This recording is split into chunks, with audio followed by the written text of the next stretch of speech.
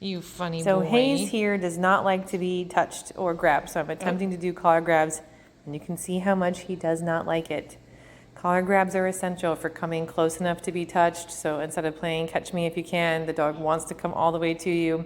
Collar grabs are also essential because the number one reason owners are bitten by their own dog is because they have grabbed the collar and tried to move or lead the dog with their collar. So collar grabs is essential in our training, and it is something we want to condition. It's a great first start for handling exercises as well, or cooperative care. So what we do about it is, first I start with this throwing the treats back and forth, and when he comes close enough to me, I yes and reward him. And now I have moved to putting my hand out and him choosing whether or not he will touch my hand rather than my hand touching him.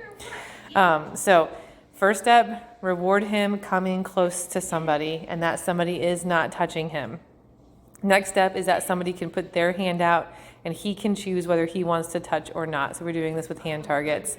But the hand target is it. There's no petting, there's no collar grab. It's just him booping a hand with his snoot. And at one point he totally opts out because he's opted out here. He's like, I'm not going to touch you, but I'll look at you. Cool, I'll take it, not a problem. I think there's another moment that he opts out and he just looks at my hand, and I reward that too. Here we're progressing to the actual collar grab activity, and he's on the slip lead. So I'm just grabbing the end of the leash, and I'm yesing and rewarding away, grabbing the end of the leash, yesing and rewarding away.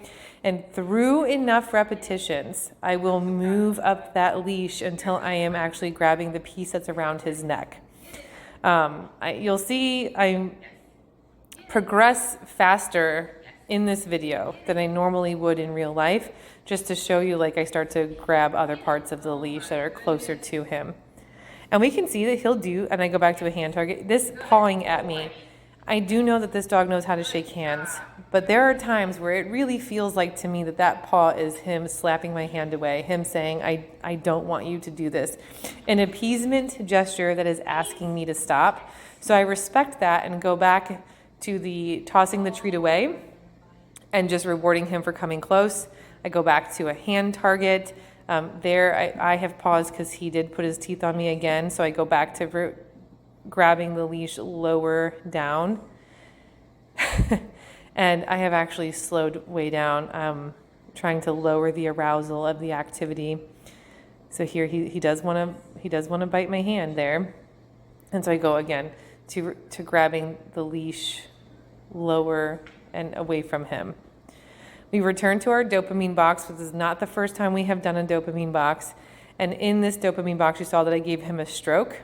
I will do loads of reinforcement in the box in between touching him. So I'll do one touch, loads of reinforcement in the box in between, and then another touch, and then loads of reinforcement in between, eventually working my way to actually grabbing his collar. And he's actually way better about being handled when we're doing the dopamine box activity than any other activity.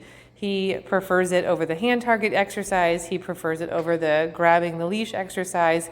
And every time I reward away from the box, I send him away from the box, I'm letting him choose whether he opts in again.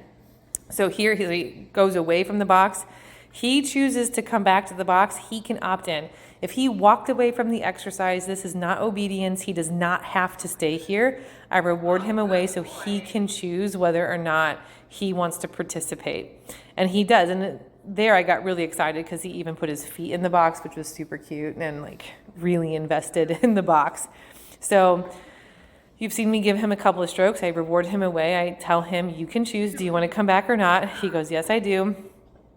And I end up going to not just stroking, but actually, notice how many treats are happening before I touch him again.